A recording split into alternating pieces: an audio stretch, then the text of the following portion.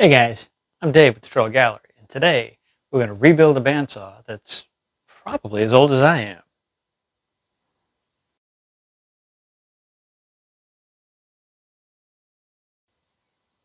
I was recently given a bandsaw, and while I was a little tired, I thought I could bring it back to life with a few updates and not spend too much money.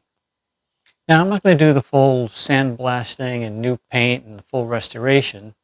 I just want to get it back to the point where it's useful and safe. Let's see if I can pull that off.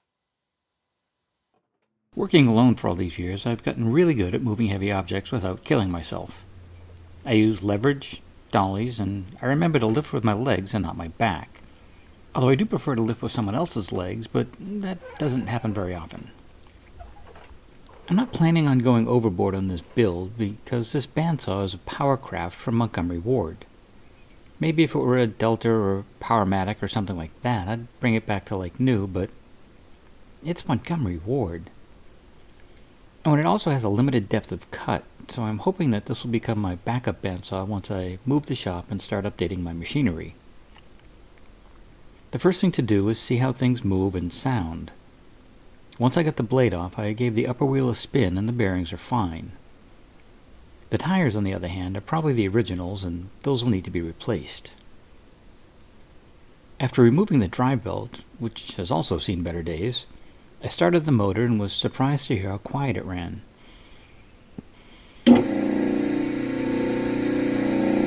That's a great sign since even small motors are pricey. I'm guessing that the power switch was an add-on at some point. The motor is plugged into the switch and the whole thing is a bit sketchy. That's all going to be replaced. While I wasn't going to jump right into this rebuild, I just had to see what the table looked like. The good news is it's cast iron. The bad news is there's a lot of rust and pitting. But the rust was no match for this abrasive wheel and it cleaned up pretty quickly. I followed that with an abrasive pad working by hand to clean up the marks from the wheel. I'm not looking for a perfect finish, just a smooth top. Well, except for all that pitting. To keep the top from rusting, which can happen quickly in Florida, I coated the entire top with paste wax and then buffed it off to leave a protective finish. I did have to come back later and clean it up again, and I may have to rethink the whole waxing the top plan. With the top done, it was time to start the disassembly. I began by pulling off the top door and then the upper wheel assembly.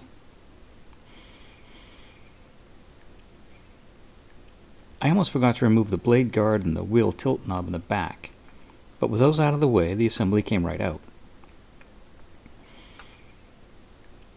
I had some trouble when I removed the blade earlier, and that was because of the rust on the height adjustment mechanism. Some WD-40 and a green abrasive pad got that moving smoothly. After that, the rest of the assembly got cleaned up. I used a toothbrush, a rag, and some simple green to get rid of the years of built-up gunk. The upper door was cleaned up next, and the mystery wrench was set aside until I figured out if it actually has a purpose. I put a wire wheel on my drill press and the blade adjusting screw into my hand drill. All that spinning quickly cleaned up the rust. Then I moved on to cleaning up the adjustment knob and the coil spring. Next, I disassembled the upper blade guard assembly. I removed the very worn support bearing, the blade guard, the mounting shaft, all the lock knobs and fasteners, and finally the dowels used as guide blocks.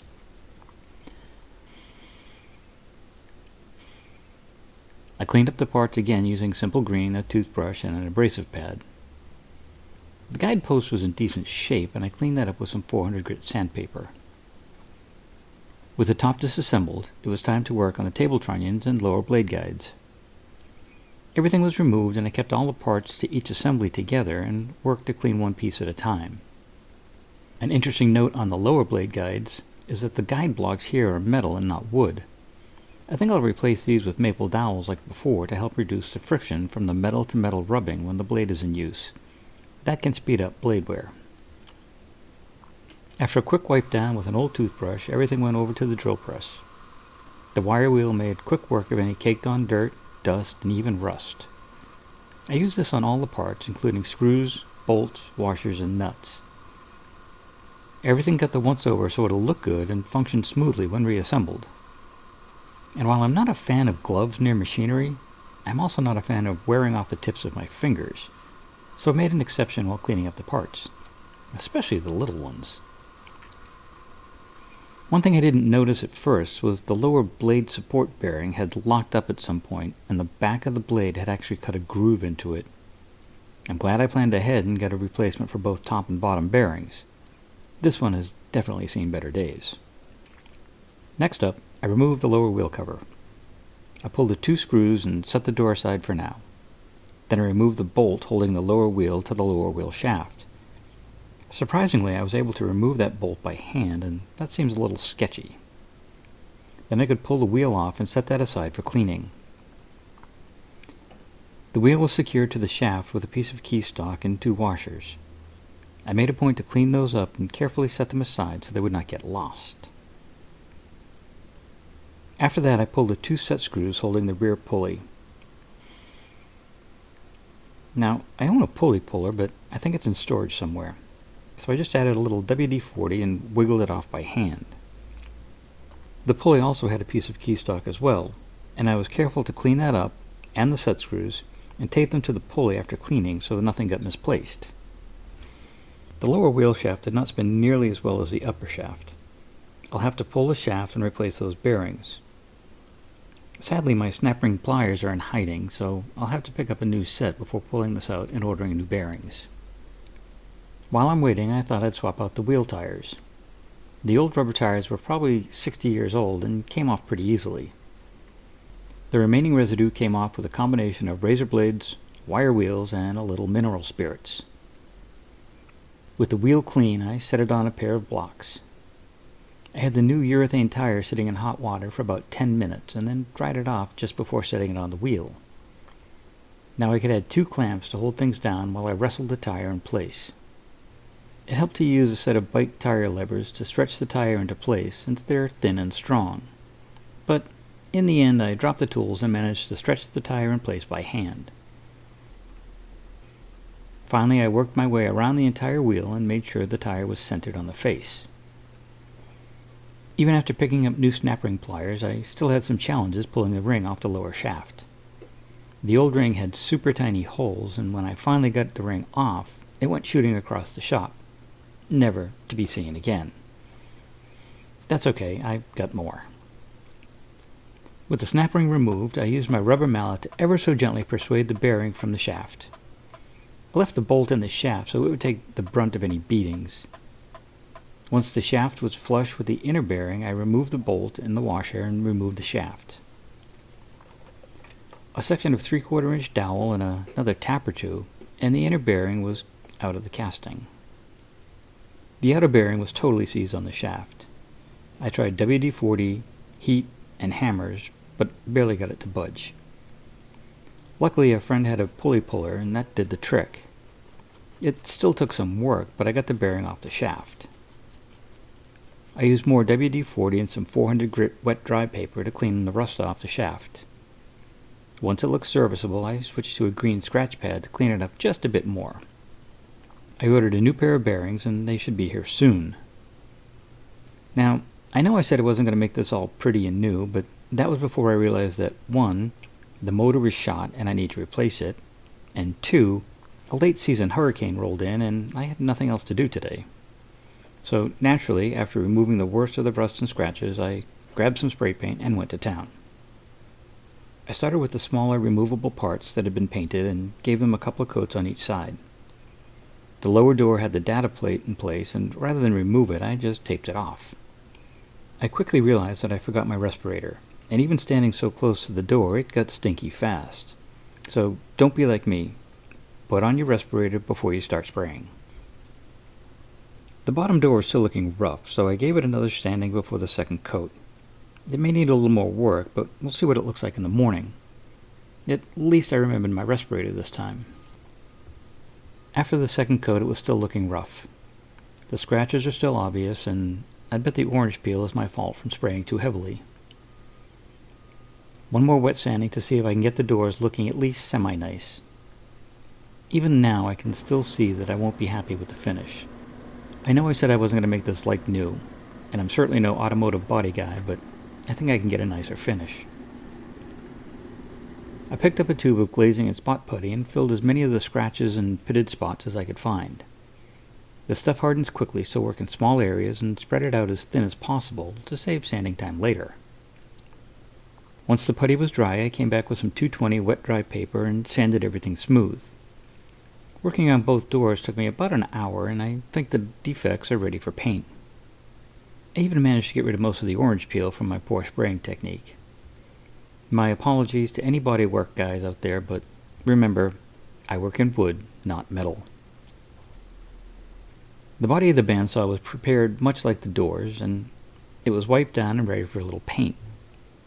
Since the body had a lot of bare metal showing, I thought I'd make the effort and start with a coat or two of primer to properly seal it.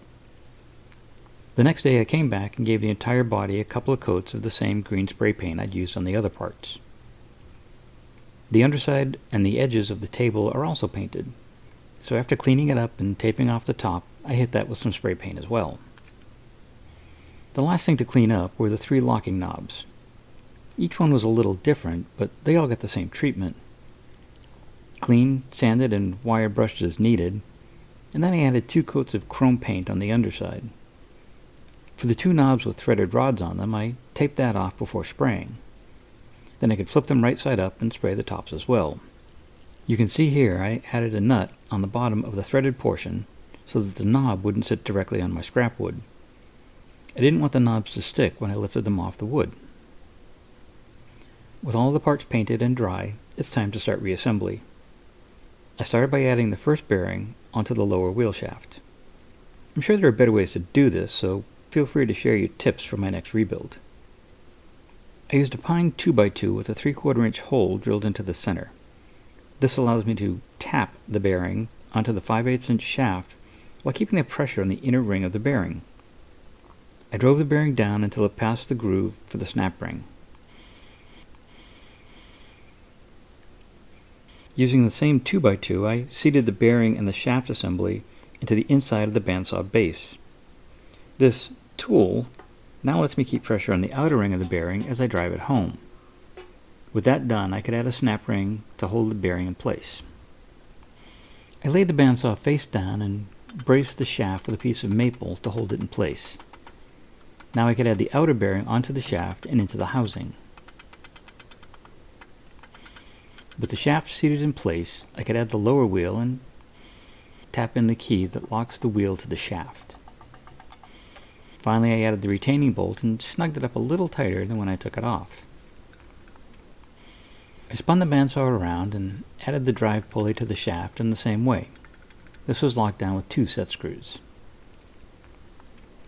Switching over to the upper wheel assembly, I secured that in place with the 4 mounting bolts. I added the blade tracking knob in the back, and then added the tension knob from the top. The upper blade guide assembly came next with a new guide bearing and new maple guide blocks.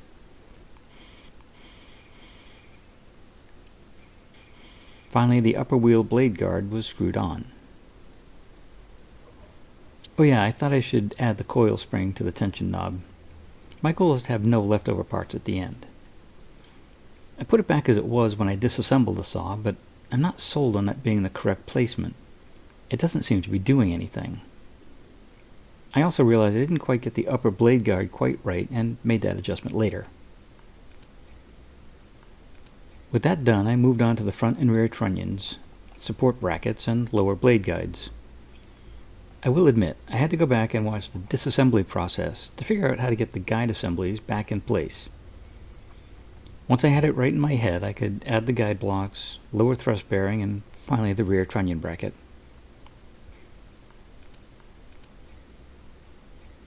Next, I moved to rehanging the doors, adding their catches and knobs.